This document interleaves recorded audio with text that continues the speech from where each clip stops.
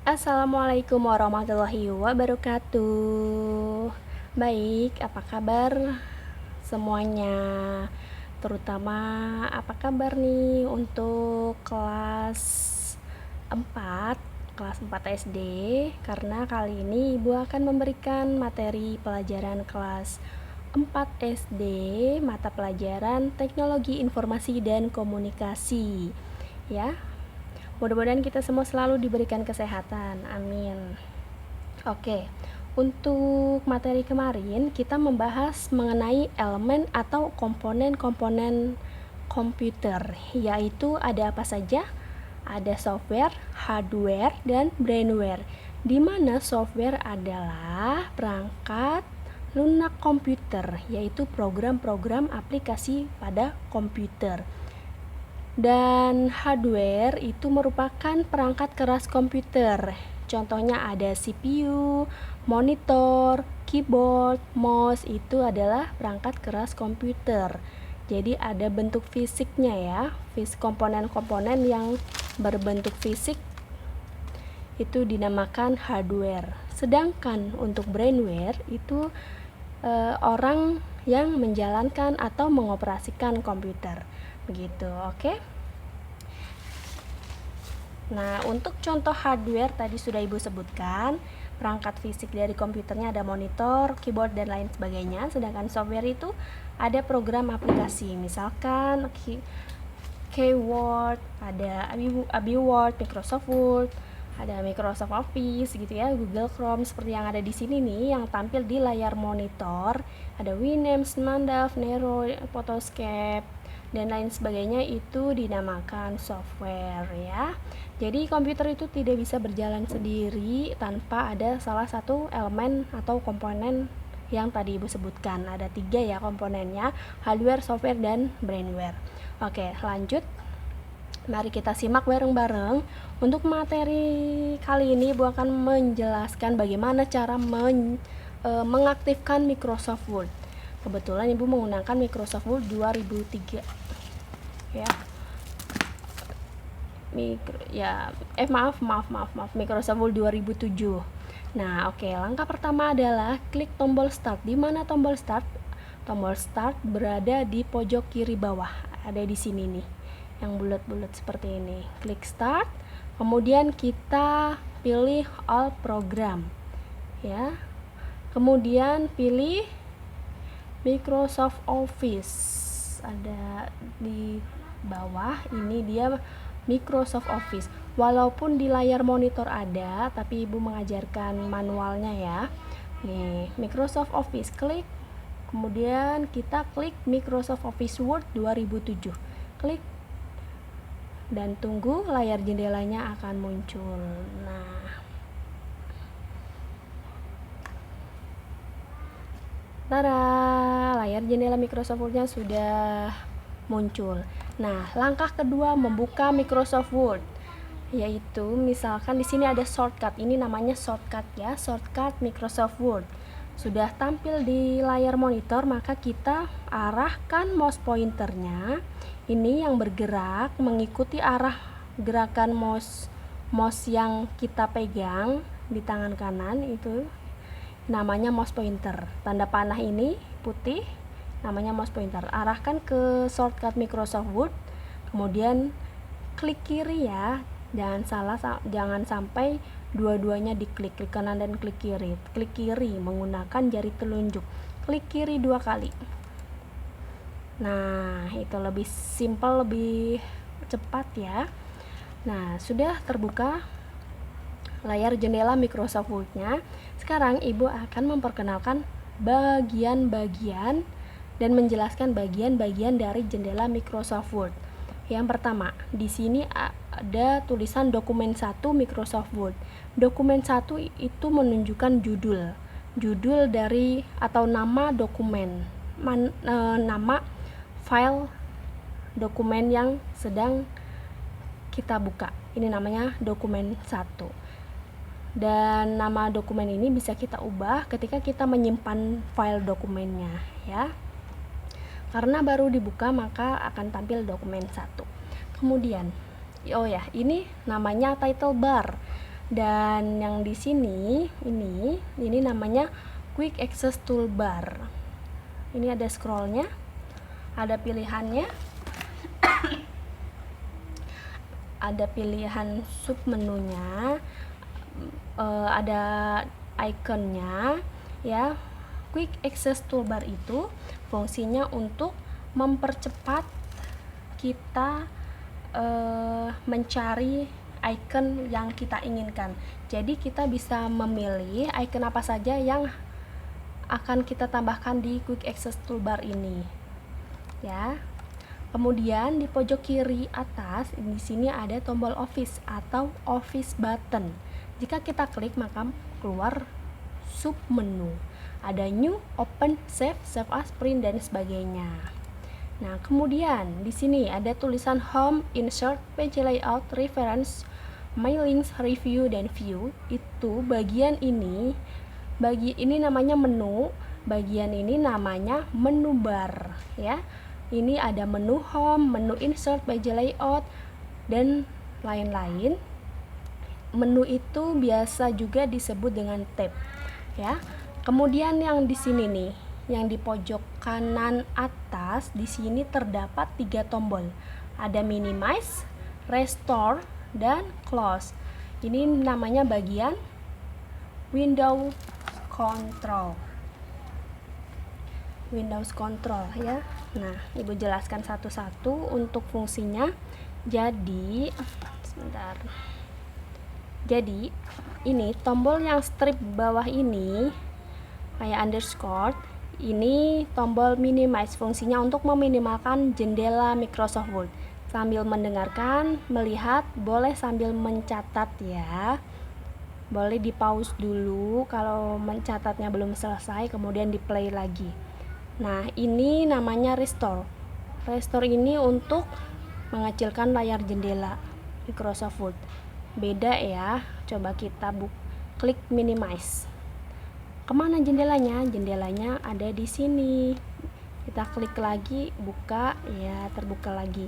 Nah, jika kita klik restore, tampilannya seperti ini. Bisa diatur besar kecilnya. Tuh.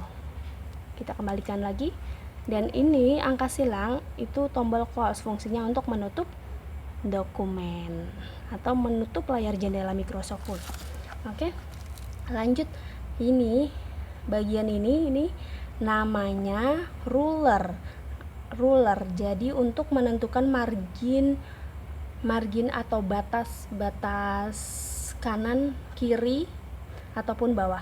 Untuk ruler yang ini namanya horizontal ruler. Fungsinya untuk mengatur margin kiri dan kanan ini ya. Nah, sedangkan ini vertical ruler fungsinya untuk mengatur margin atas dan bawah. Nah, coba Ibu mau kasih tunjuk menu home jika dibuka akan seperti apa jika diklik. Nah, muncul beberapa icon atau tools. Di sini ini namanya ribbon. Jika kita klik home, klik beberapa menu di sini akan muncul seperti ini namanya ribbon ya. Ada icon, ada group. Nah, di sini nih yang tulisan clipboard, font, paragraph, stylist, editing itu namanya group. Jadi dalam satu grup, misalkan grup paragraf, di sini ada icon center, icon bullets, icon numbering dan lain sebagainya. Begitu. Jadi terkumpul dalam satu grup. Grup font juga ada ikonnya sendiri seperti itu ya. Kemudian bagian ini untuk menggeser kertas ke atas maupun ke bawah namanya horizontal scroll bar. Sedangkan untuk menggeser kertas ke kanan maupun ke kiri itu namanya ini namanya vertical scroll bar atau kita sebut saja scroll bar ini ya, untuk menggeser kertas ke atas maupun ke bawah. Karena tampilannya cukup segini, jadi muncul vertical scroll bar. Nah, di sini nih, ini mouse pointer pojok kiri bawah ini namanya zoom. Zoom in, zoom out. Coba kita besarkan. Nah, semakin besar jika terus kita klik. Jika layarnya sangat besar, maksudnya kertas yang sangat besar, maka muncul bagian horizontal scroll bar ini untuk menggeser kanan ataupun ke kiri. Kita kembalikan lagi ke 100 ya, ukuran normal. Oke. Nah, kemudian di bagian sini ada page 1 of 1. Ini namanya status bar, bagian status bar. Status bar itu fungsinya untuk menginformasikan bahwa kursor yang sedang aktif, yang sedang kita buka itu ada di halaman berapa, dan dari beberapa kertas yang sudah kita buat, seperti itu ya. Nah, ini di sini namanya status bar. Jadi status bar memiliki fungsi untuk memberikan informasi status posisi kursor layar sesuai dengan posisi halaman dan jumlah halaman maksimal hingga jumlah kata yang sudah digunakan pada dokumen yang aktif. Begitu. Di sini ada words, itu artinya kata, dan ini yang berkedip-kedip itu namanya kursor. Baik. Kemudian ada view mode. Di sini ada view mode ya. Digunakan untuk mengatur tampilan yang terdiri atas printout, full screen reading, web layout, outline, dan draft. Di sini nih. Ya. Jadi, untuk kertas putih yang kita gunakan untuk mengetik, contoh ini bagian text area ya, atau worksheet, lembar kerja. Seperti itu ya. Baik.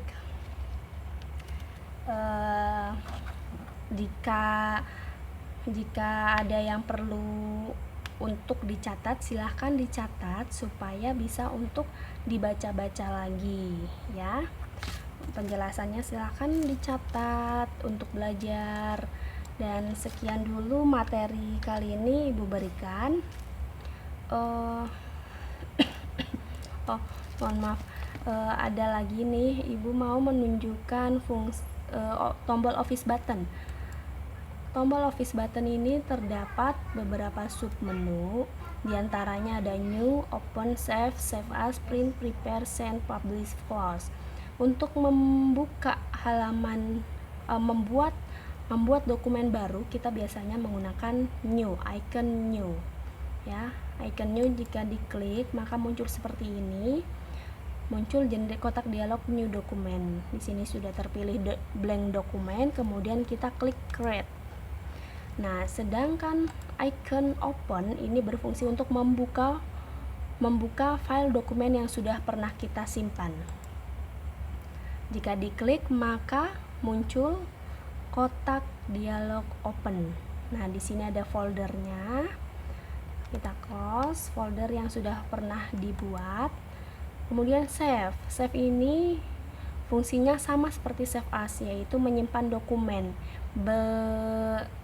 Perbedaannya, jika save ini biasanya digunakan pada saat membuat file dokumen baru. Kita klik save ya. Dan saat kita sudah menyimpan file dokumen, kemudian kita ingin menyimpannya lagi dengan nama yang sama, maka kita klik save. Sedangkan klik save as, icon save as ini berfungsi untuk menyimpan dokumen dengan nama yang baru. Misalkan kita sudah membuat dokumen, kemudian di save ya dengan nama misalkan kelas 4. Terus kemudian kita suatu saat buka dokumennya, kemudian kita edit, kita perbarui filenya, kita ketik-ketik lagi, kemudian ingin menyimpannya dengan nama tugas kelas 4 seperti itu, maka kita jangan klik save, maka nanti namanya tidak bisa berubah, masih nama kelas 4.